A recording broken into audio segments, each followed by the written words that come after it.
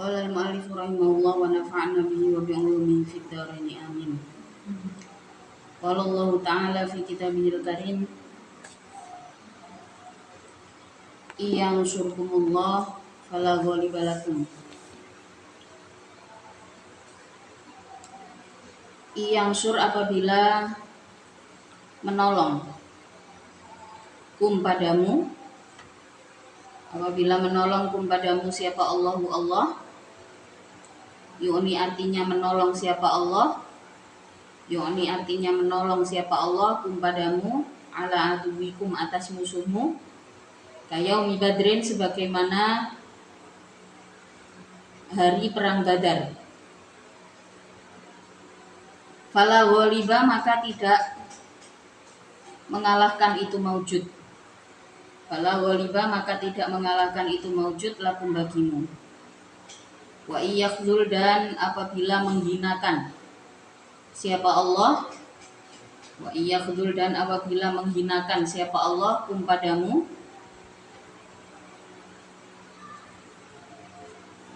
bitarki nusrikum dengan meninggalkan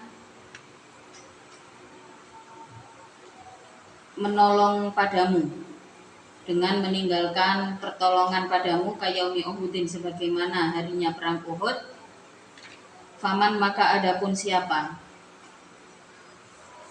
itu dalladhi yaitu zat, itu dalladhi zat yang suruh yang menolong siapa alladhi padamu mimba dihi dari setelah menghinakan siapa Allah, dari setelah menghinakan Allah, maksudnya tindakan tidak menolongnya Allah begini. Ai ba'di khudlanikum, ai ba'di fidlanihi, artinya setelah untuknya mengenai siapa Allah. Aila nasiro artinya tidak ada zat yang menolong itu maujud lakum bagimu. Tidak ada yang bisa menolong ketika Allah menghendaki yang menghendaki untuk tidak ditolong, maka kita bisanya minta tolong pada Allah. Tidak ada yang bisa menolong selain Allah. Wa 'alallahi dan atas Allah, wa 'alallahi dan atas Allah, la ghairihi dan la ghairihi artinya tidak selain Allah. Falyatawakkal maka berserahlah.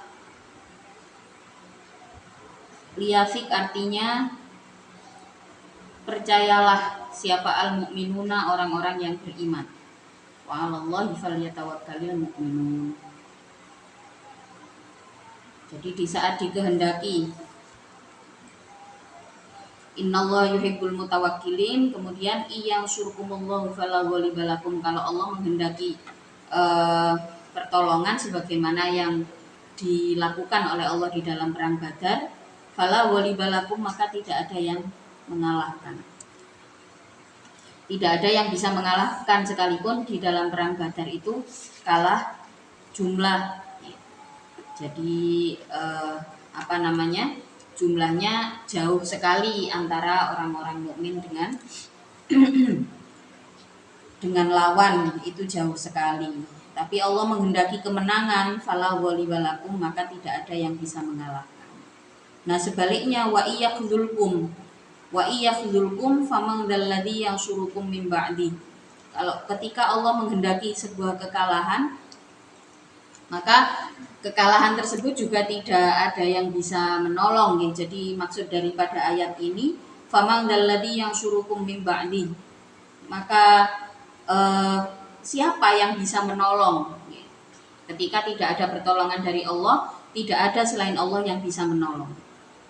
Karena kekalahan itu juga kehendak Allah, dan kalau digali lagi semua ada maslahatnya. Di dalam perang Uhud menjadi pembelajaran penting bagi umat Islam, bagi orang-orang yang beriman pada saat itu, seperti yang disampaikan pada ayat-ayat sebelumnya, nggih, di situ ada ada seleksi alam. Mana golongan yang benar-benar ikhlas di jalan Allah, mana golongan yang ada nifak di hatinya. Tapi di sisi lain Allah juga memberikan pengampunan ya, karena dari orang-orang munafik itu Rasulullah tidak menghendaki umatnya untuk dihancurkan pada saat perang Uhud. Setelah perang Uhud ya, dikisahkan Rasulullah itu didatangi Malakul Jibal ya, didatangi oleh raja-raja gunung. Gunung-gunung itu gregeten dengan orang-orang munafik. Maka matur kepada Rasulullah, ya Rasul, kula ni gregeten kalih orang-orang munafik nih, karena orang-orang munafik itu ya ngoten niku nggih. Jadi kalau berada di golongannya Rasulullah, mereka menyatakan iman dan sebagainya ngoten. Tapi setelah pulang ke kelompoknya, mereka akan mengatakan bahwa ya saya bagian dari kelompok ini. Maka Malakul Jibal ini gregeten, gemes.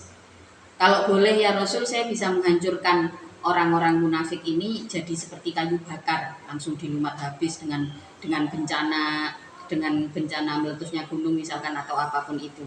Tapi pada saat itu bahkan malaikat Jibril juga mengiyakan, ya boleh kalau misalkan orang-orang munafik ini gunung-gunung ini gregeten sampai orang-orang munafik, boleh saja dihancurkan. Tapi apa yang diminta oleh Rasulullah nggak boleh, jangan dihancurkan orangnya. Kalau bisa ya hancurkan itu kebatilan di hatinya, itu yang dihancurkan. Nah ini kemuliaan Rasulullah nih. Maka di saat terjadi perang Uhud, jelas-jelas golongan munafikun itu terlihat sekali. Mereka tidak percaya bahwa mereka lebih percaya dengan berita kematian Rasulullah dibandingkan dengan masih adanya Rasulullah, karena Rasulullah pada saat perang Uhud niku berada di pucuk gunung. Nah itu orang-orang munafik jelas mereka terlihat sekali di dalam seleksinya. Tapi karena Rasulullah tidak menghendaki kehancuran orang-orang munafik, Rasulullah niku adalah seorang nabi yang menghapuskan kutukan langsung. Jadi kalau nabi-nabi terdahulu, kalau kita membaca kisah-kisahnya nabi-nabi yang terdahulu itu kesaktiannya luar biasa nih. Ketika menghendaki umatnya hancur ya dihancurkan langsung seketika nih, dan sebagainya. Tapi Rasulullah itu mboten. Selama di hatinya masih ada iman, meskipun itu munafik ya, itu tetap ya Allah berikan kesempatan. Kalau mau menghancurkan jangan manusianya. Ya maka kecuali lek wis kenemenen nggih, Allah akan menunjukkan sebuah bencana atau sebuah mukjizat yang luar biasa ngoten. Tapi memang Rasulullah itu, Nabi Muhammad itu adalah nabi yang menghapuskan kutukan dari bumi ini. Ketika Rasulullah diutus, jangan pernah ada kutukan yang menghancurkan umatku. Ini ada di kitab-kitabnya Abu yang menjelaskan tentang kemuliaan akhlaknya Rasulullah. Maka di saat perang Uhud juga sama. Mereka yang munafik terus kemudian kembali ya diterima lagi sama Allah, karena nabi yang diutus oleh Allah itu punya hati yang luar biasa lembut nggih. Wis ngono sama Allah juga tetap diberikan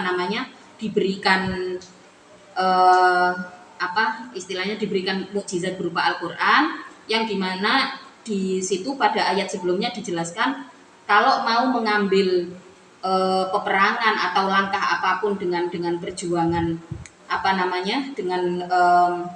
perjuangan penyebaran Islam, Allah memerintahkan wasyawirhum fil amr. Jadi Rasulullah itu sudah dianugerahkan hati yang lembut. Al-Qur'an juga mengajarkan hal-hal detail nih, seperti diskusi. Apakah tidak ada di kitab-kitab lain? Ya wallahu a'lam nggih. Tapi Al-Qur'an itu luar biasa. Nggih. Al-Qur'an itu luar biasa. Maka ya kalau Ramadan gini kalau bisa perbanyak nggih baca Al-Qur'an. Sampeyan kan ada berlima, bisa dibagi masing-masing, atau sampeyan bertekad untuk sehari 3 juz, jadi nanti selama sebulan sampeyan bisa khatam 3 kali gitu. Itu baik nggih. Tapi kalau misalkan sulit, bisa dibagi dengan teman-temannya, meskipun nanti pas liburan juga tetap bisa dibagi karena mukjizatnya Al-Quran itu luar biasa. Kalau pengen lesan kita terlatih untuk mengatakan hal-hal yang baik, maka perbanyak baca Al-Quran. Dan lagi orang itu nggih, kalau hatinya baik nggih, insya Allah boten berat. Wirid Al-Quran itu boten berat. Ada banyak orang wis ketoke wis tahu hafalan Quran dan segala macam, tapi berat untuk zikir Al-Quran. Nah dulu saya ingat di advice sama Umi, ya dinasehati sama Umi, pokoknya kalau terjadi satu masalah antar dua orang, entah itu berupa fitnah atau pertengkaran, nggih, yang nyalai, nggih, sing nyalai niku mesti abot maca Quran. Maka dulu itu Umi kalau ada masalah besar itu seringkali misalkan antar dua orang atau lebih, nggih, misalkan terjadi sebuah fitnah di pada seseorang, menentukan apakah orang ini dalam posisi terfitnah atau hanya terfitnah tapi tidak ada fakta, atau memang si A ini benar-benar bersalah. Nah salah satu yang dilakukan sama Umi itu adalah biasanya disuruh hataman yang sehari atau 2 hari hatam. Kalau sanggup, berarti tidak bersalah karena Al-Quran itu mukjizat, mukjizat yang masih bisa kita rasakan, yaitu kebenaran Al-Quran. Balik ya. Jadi sekarang mumpung masih awal, ya, ayo diatur dresane nggih. Innallaha yuhibbul mutawakkilin, terus wa 'alallahi falyatawakkalul mu'minun. Wa nazala dan turun lama fakodat ketika hilang, apa qatifatu hamro'a, selendang sutra yauma badrin, pada perang Badar. Faqala, maka berkata siapa ba'dun nasi, sebagian manusia, la'allan nabi, barangkali sesungguhnya nabi itu akhduha, mengambil siapa nabi pada qatifah.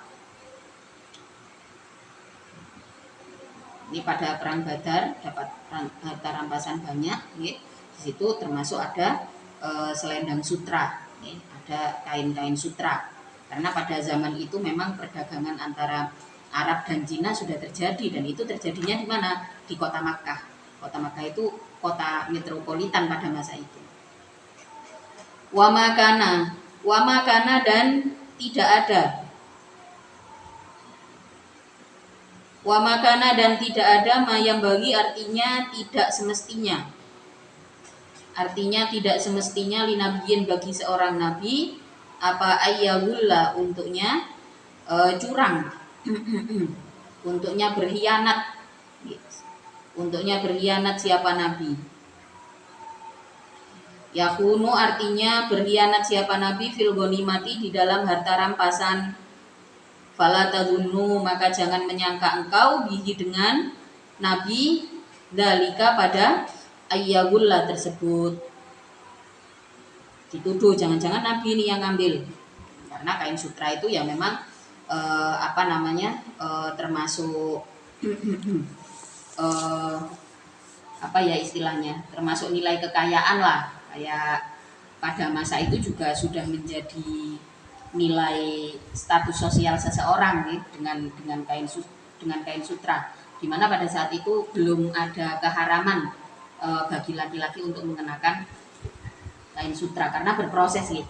Jadi kayak keharaman emas perak, kemudian keharaman kain sutra bagi kaum laki-laki itu ada perjalanannya, ya, sampai kemudian diharamkan lah. Terus tapi kalau dikenakan untuk yang lain, tidak untuk dipakai, boleh, misalkan ya untuk simpenan.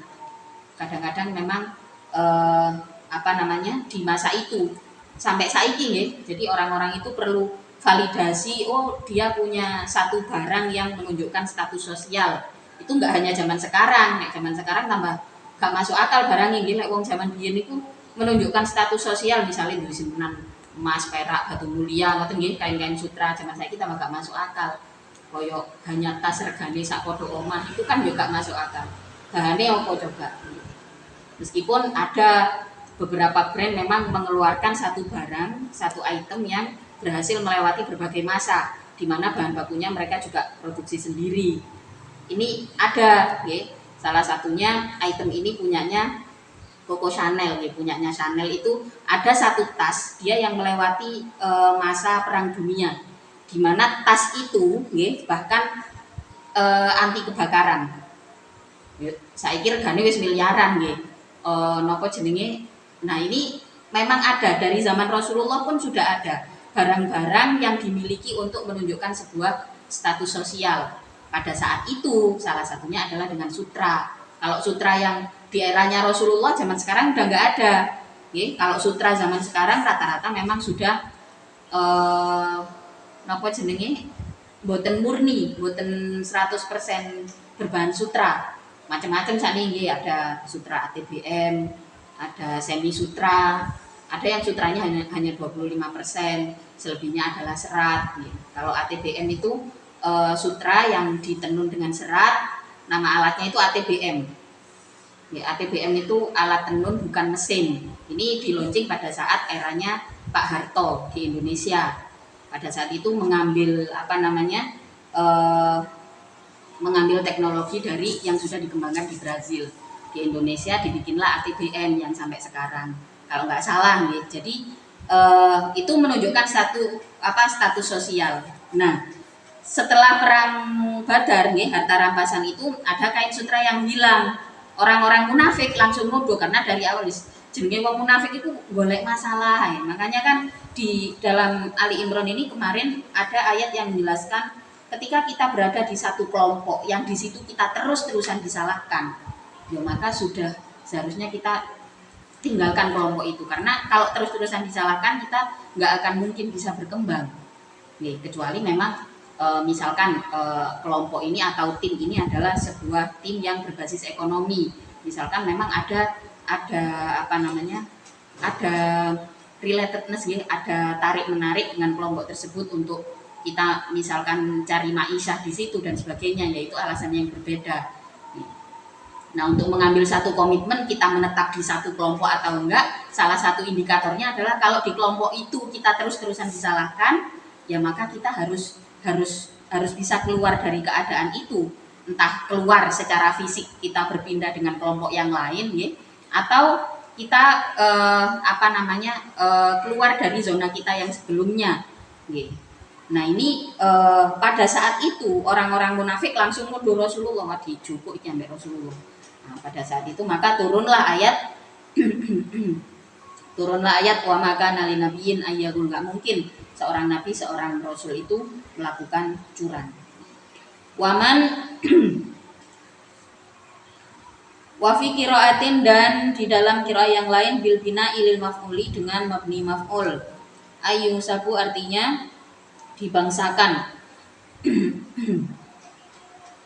Artinya dibangsakan ilal gululi, pada menyembunyikan harta jarahan.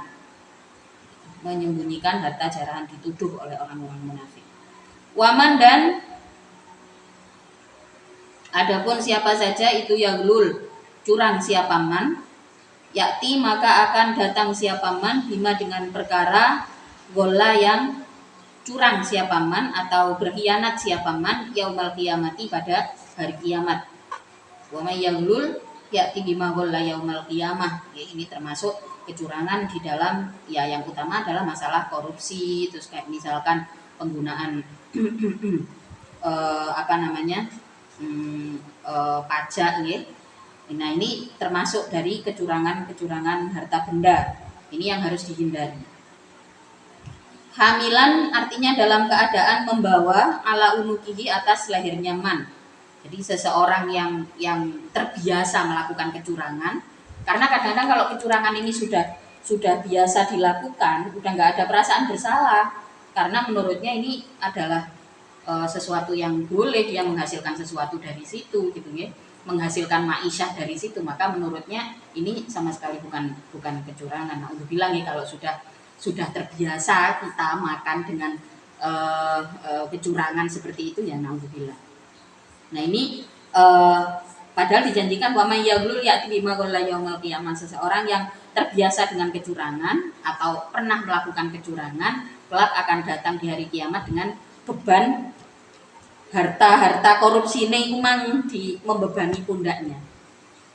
Dihitung nanggoni harta hisab, mungkin kalau orang-orang yang hartanya didapatkan secara halal itu hanya dibawa biasa ya, atau hartanya itu hanya mengikuti ya.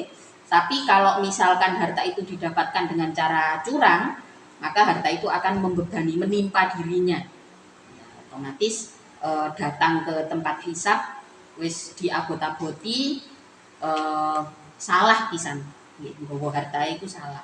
Berbeda dengan orang yang banyak harta. Mungkin sampai juga sering ya dengar, buat apa harta banyak-banyak nanti hisapnya panjang. Ya, dikisahkan sahabat Rasulullah itu bahkan ada hartanya yang sampai sekarang masih mengalir. Salah satunya adalah investasinya Sayyidina Utsman. Sayyidina Utsman itu ada hotel-hotel yang kepemilikannya itu masih duriannya Sayyidina Utsman sampai sekarang. Nah terus bagaimana nanti di saat keluarga ini menghadap di hari kiamat nih, menghitung hisapnya. Jadi makanya ada pernah dijelaskan nih oleh Gus Fahmi nih. Jadi pada saat orang-orang kaya yang mengumpulkan hartanya dari tijaroh, misalkan, terus kemudian dari harta yang halal, mungkin saja hisapnya paling akhir karena memang banyak sekali yang harus dihitung. Tapi dengan kelonggaran ekonomi yang baik, otomatis amalnya juga banyak. Amalnya selain amal ibadah antara dia sendiri dengan Allah, investasi waktu, investasi harta benda, kemudian infak dan segala macam, otomatis paling akhir tapi mungkin naik, lawangnya paling ombo, ruangan yang didapatkan juga luas. Mungkin saja tidak perlu melewati api neraka karena banyak sekali harta yang melindungi dia dari api neraka. Jadi yang paling berat itu orang-orang yang mendapatkan hartanya dengan kecurangan itu tadi, wa may yaghlul ya'ti bima ghalla yaumil qiyamah. Lah saiki lek diitung-itung, wong sing korupsi iku koyone luwih akeh timbangane wong sing jujur kan gitu. Ya otomatis nang donya wis abot nggih, nanti di akhirat wis naudzubillah nggih, di samping itu hartanya mboten kok mengikuti mboten, tapi menjadi beban di lehernya. Summa tuwafa, kemudian dipenuhi kullu nafsin, tiap-tiap jiwa, al-ghali yang curang, wa ghairihi dan selainnya al-ghali, jazaan pada pembalasan.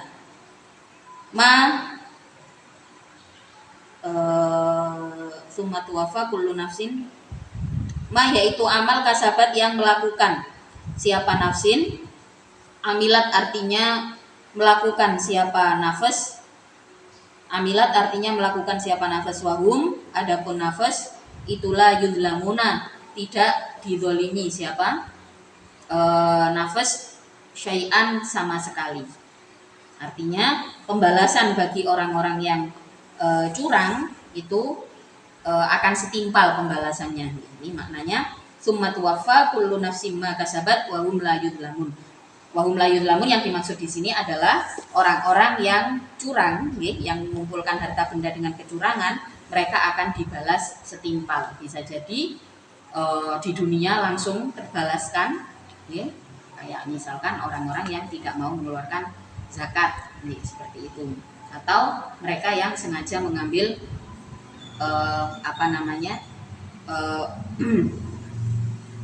hak waris yang tidak sesuai dengan syariat. Maka ketika kita menjadi orang tua yang berkecukupan, ini ada baiknya wis timbangannya anak itu karan sebelum meninggal sudah memberikan wasiat-wasiat, karena hartanya itu nanti dia tidak meninggal dalam kondisi meninggalkan waris, tapi sudah dibagikan sebagai hibah. Jadi nanti nggak bisa anak cucunya meskipun ada pertengkaran jatah dan sebagainya, tapi tidak terhitung sebagai perebutan hak waris. Tapi ya macam-macam lah orang. Maka wasiat sebelum meninggal itu adalah sesuatu yang apa ya istilahnya, yang harus dilakukan. Dan waris itu penting, maksudnya apa ya, meninggalkan legacy ya, meninggalkan warisan berupa ilmu atau harta benda itu sesuatu yang penting untuk dilakukan oleh umat Islam. Jadi ya memang harus dilakukan. Tapi ada baiknya memang kalau misalkan hartanya banyak gitu ya, kaya raya, memang ada baiknya ya dibagi. Apalagi kalau misalkan anaknya itu wis padha ae nggih masih anak wedok-wedok atau lanang wedok. Nah, tetap memang yang lebih aman, banyak orang-orang sekarang itu yang dibagikan sebelum meninggal gitu. Pokoknya sudah terkumpul, dihitung-hitung sesuatu yang di nopo namine harta benda yang di apa ya, yang diperhitungkan secara pasti itu nggak ada ruginya sama sekali nggih. Jadi kalau nggak dihitung malah, karena kita orang biasa nggih. Kita ini orang biasa, jadi hitungan angka-angka itu masih sangat penting gitu. Ya ada baiknya memang diberikan jauh-jauh hari. Jadi nanti si anak ini tidak terjadi perebutan waris dan sebagainya, karena dikhawatirkan ya ini seperti ini, mencurangi harta apa namanya, harta waris, mencurangi harta waris. Misalkan jatahnya si laki-laki sekian, jatahnya si perempuan sekian, kemudian tidak melihat pada hitungan itu si anak perempuan mengambil lebih misalkan. Nah ini dikhawatirkan. Nah kalau kekhawatiran itu muncul di apa namanya, di hati orang tua, maka yang lebih baik adalah dibagi sebelum meninggal, dijadikan hibah, dijadikan hadiah untuk anak-anaknya, dibagi. Nah kalau begitu hitungannya nggak pakai hitungan waris, ya. Apalagi di negara seperti di Indonesia, di mana kondisi laki-laki dan perempuan punya posisi yang sama di dalam hal pekerjaan. Nah, karena negara kita kan agamanya ada 5 agama, ya. Jadi kadang-kadang memang ada hukum-hukum di apa namanya, ada hukum-hukum negara yang mengikuti terhadap kebiasaan, terhadap adat yang terjadi. Nah, cuman kemarin setelah saya konsultasi dengan ngobrol-ngobrol dengan salah satu teman notaris, itu juga menjelaskan kalau Islam memang biasanya mengikuti tidak hukum nasional, tapi hukum Islam nasional di Indonesia itu ada klausulnya. Nah ini apa namanya, menjadi penting untuk kita tahu. Itu artinya kita siap dengan segala konsekuensi, siap dari wong sugih misalnya. Nah, maka kita perlu tahu hal-hal semacam itu. Karena kalau enggak, yaitu orang-orang yang curang akan nanti diperhitungkan semuanya sama Allah. Afaman ittaba'a ridwanallah. Apakah adapun orang ittaba'a yang mengikuti siapa man ridwanallahi pada ridho Allah, fa'ata'a maka taat siapa man, walam yahulla dan tidak berkhianat siapa man. Afaman ittaba'a ridwanallah, itu kaman seperti orang ba'a yang kembali siapa man, roja'a artinya kembali siapa man, bisa khotin dengan murka, dengan kemurkaan minallahi dari Allah, nggak mungkin sama.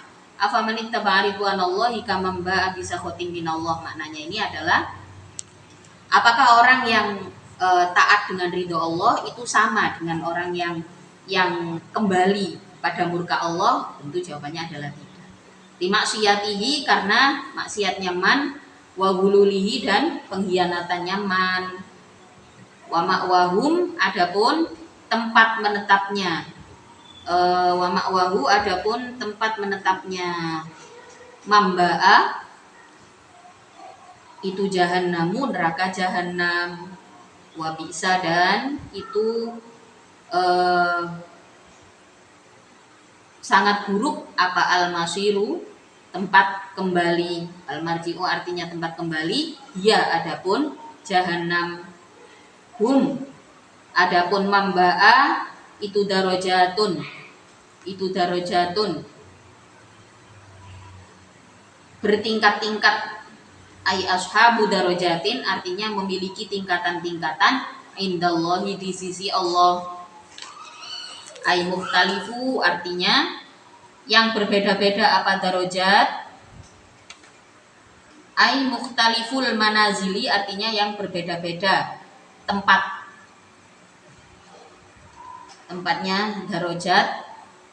Faliman, maka itu bagi orang, ittaba'a, yang mengikuti siapa man, ridwanahu, pada keridhaan Allah, as-sawabu, jadi faliman maka itu ya khobar muqaddam, as-sawabu adapun pahala, waliman dan itu bagi orang, ba'a yang kembali siapa man, yang belot siapa man, bisa khotihi dengan kemurkaan Allah, ini kembali pada tempat murkanya Allah, al-iqabu adapun akibat, ada akibatnya sendiri. Manusia itu berpangkat-pangkat, nggak mungkin sama. Orang taat tidak mungkin sama dengan orang-orang yang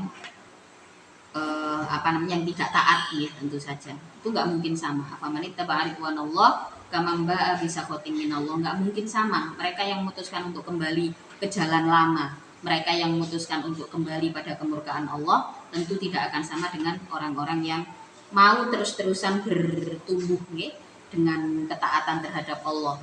Usaha notok kita berusaha untuk taat pada aturan Allah dengan belajar agama, tentu akan memiliki tempat yang berbeda dengan mereka yang tidak mau bertumbuh. Maka itu kenapa Islam itu Al-Quran bahkan diturunkan secara bertahap. Tujuannya adalah karena Rasulullah ini sudah ditetapkan sebagai Nabi akhir zaman, ini memberikan satu contoh pembelajaran bagi umat Rasulullah bahwa Islam ini diturunkan secara bertahap. Ketaatan manusia juga tingkat-tingkat juga ada level-levelnya. Dan lagi Islam adalah sebuah ajaran yang dipelajari secara bertahap. Terbukti dengan cara turunnya Al-Quran yang secara bertahap. Kemudian pembelajarannya itu pembelajaran secara langsung. Maka di dalam Ta'limul Muta'allim juga dijelaskan bagaimana seyogianya seorang pelajar, bagaimana seharusnya seorang pelajar harus datang langsung, mendatangi gurunya, terutama kalau belajar agama. Kalau belajar selain ilmu agama, kita bisa dapat dari mana-mana. Tapi kalau konteksnya kita sudah belajar Al-Quran dan hadis, kita belajar agama, memang harus dengan guru, nggak bisa cuma dengan daring. Bolehlah daring atau baca-baca buku boleh, itu sekedar untuk jadi wawasan. Tapi kalau kita belajar dari seorang guru, akan ada sosok yang kita pegang sebagai sebagai figur nih, sebagai sosok yang ngemong kita dalam hal ilmu pengetahuan. Ini penting di dalam Islam, ini penting. Kita perlu seorang mentor yang kita temui secara langsung, ini penting. Makanya kemarin sebelum hari-hari kemarin itu adalah satu kelompok yang isinya ini anak-anaknya orang-orang yang anak-anaknya kiai lah istilahnya bikin program, iya nanti selama Ramadan adakan live IG ngaji dan sebagainya. Tapi juga muridnya dewe wis akeh lah ya wis sibuk nggih. Nah itu apakah nggak boleh? Ya boleh-boleh saja. Cuman yang lebih baik memang ketemu langsung dengan gurunya. Seperti kalau misalkan berkehendak Allah menghendaki Al-Quran ini diturunkan secara daring dari Allah langsung ke Rasulullah, kan bisa saja wis bendino pokoknya Rasulullah diberikan oleh Allah Al-Quran ini disampaikan. Tapi mboten, yang dikehendaki oleh Allah adalah ada sosok figur yang diturunkan kepada Rasulullah untuk menyampaikan wahyu, yaitu malaikat Jibril. Ini menunjukkan bahwa ilmu agama itu nggak boleh dipelajari secara daring. bukan nggak boleh nggih, tapi akan lebih efektif kalau kita bertemu langsung, ada gurunya secara langsung. Kalau ilmu yang lain ya terserah nggih. Boleh karena ilmu yang sifatnya ilmu kasab nggih. Kalau ilmu kasab, kalau istilahnya apa ya, ilmu pasti lah, bukan ilmu pasti. Ilmu kasab itu ilmu yang ya kayak pekerjaan sehari-hari, skill-skill tertentu kita bisa belajar dari manapun ya. Tapi kalau sudah konteksnya adalah Al-Quran dan hadis berkaitan dengan syariat ya, nggak bisa kita kok belajar lewat YouTube tok, mboten saged, harus ketemu langsung. Maka di sini dikatakan, apakah sama orang yang mencari ridho Allah dengan mereka yang kembali pada murka Allah? Tentu jawabannya adalah tidak. Wa ma'wahu jahannam wa bi'sal masir. Orang-orang yang memutuskan untuk kembali pada murka Allah punya tempatnya sendiri. Orang-orang yang mau bertumbuh secara ketaatan, mau bertumbuh, maka disinilah pentingnya kita belajar terus menambah nilai ketaatan kita, ketaatan terhadap agama ditambah. Setiap Ramadan ada target-target yang kita terapkan di diri kita. Misalkan sebelum Ramadan kita nggak bisa istiqomah bangun malam, pinginnya Ramadan ini saya mulai berlatih, karena semangatnya beda. Semangatnya beda. Setan sing jenenge setan iblis niku kan jari ini dikerangkeng, berarti nek si onok males segala macam itu setan sing onok nang awake dhewe. Iku setane iku yo kita sendiri, kita sendiri. Jadi kenapa ibadah di bulan Ramadan itu terasa lebih ringan? Jawabannya ya klise lah, setan itu dikerangkeng lah kok cek ono rasa males. Nah itu berarti karena memang manusia punya nafsu. Bagaimanapun kita punya 4 sumber kebahagiaan yang tidak manusiawi sebenarnya. Punya 4 sumber kebahagiaan yang tidak manusiawi, dan ketika makhluk sing dititeli setan niku jarene di kerangkeng, sumber kebahagiaan yang sifatnya seitonia itu sudah ada di diri kita, sudah jadi pembiasaan, nggih. Maka lu kok cek ono males jarene setan di kerangkeng, yo awake dhewe sing dadi setan. Tapi kalau kita kembalikan lagi dengan kalimat yang lebih positif, di bulan Ramadan itu biasanya beribadah itu rasanya luwih ringan. Yang penting kita memang ada kemauan untuk melatih diri loh ya. Misalkan pengen istiqomah bangun malam, pengen istiqomah. Kalau bulan Ramadan saya pengennya udahlah nggak apa-apa. Misalkan bulan-bulan sebelumnya kita nggak bisa gitu ya, 1 bulan hatam, tapi usahakan Ramadan bisa. Nah ini biasanya bisa. Sama kayak kondisi misalkan kita di tanah air sama di tanah suci, beda. Ada semangat ibadah yang tidak ada di tanah air. Misalkan jadi istiqomah jamaah, bahkan target-target deresan itu bisa tercapai kalau di tanah suci. Nah perbedaannya sama seperti itu. Bulan-bulan yang lain dengan bulan Ramadan itu bedanya. Bulan Ramadan kok rasanya lebih ringan melakukan ibadah. Yang penting digoleki apakah benar-benar lebih ringan gitu ya, atau kita itu jek onok males-males, tapi masih ada himmah. Insya Allah lah kita itu dapat kebaikan bulan Ramadan. Masih yo turune wong poso iku ibadah lho, turu ae lho ibadah, apa maneh lek berbuat. Lah turune wong poso iku gak dadi ibadah, lek niku sampean gawe alasan, wong turu ae, wong turu kok dibanggakno. Turu iku ya kabeh wong iso turu. Turu nang gone bulan Ramadan iku bukan untuk dibanggakan. Iku sakingan Gusti Allah maringi kejembaran. Wis rek wis poso. Ya turumu itu bernilai karena kita dalam kondisi puasa. Itu kan wis wajar, wis iso dibayang-bayang. Apakah level Ramadan kita tahun lalu dengan tahun ini akan sama? Kalau bisa nggak sama. Karena kenyataannya seperti yang disampaikan di ayat ini nih, kita yang berproses dengan ketaatan tentu berbeda dengan kita yang selalu ingin kembali pada murka Allah. Ini sesuatu yang berbeda. Mudah-mudahan Ramadan tahun ini kita bisa lebih baik, ya. Wallahu basyirum bima ya'malun. Wallahu a'lam bishawab.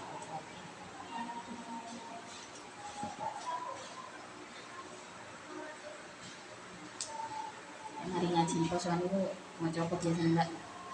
أشهد أن لا إله إلا الله أستغفر الله نسألك الجنة ونعوذ بك من النار أشهد أن لا إله إلا الله أستغفر الله نسألك الجنة ونعوذ بك من النار أشهد أن لا إله إلا الله أستغفر الله نسألك الجنة ونعوذ بك من النار اللهم إنك عفو كريم تحب العفو فاعف عنا اللهم إنك عفو كريم تحب العفو فاعف عنا اللهم إنك عفو كريم تحب العفو فاعف عنا يا كريم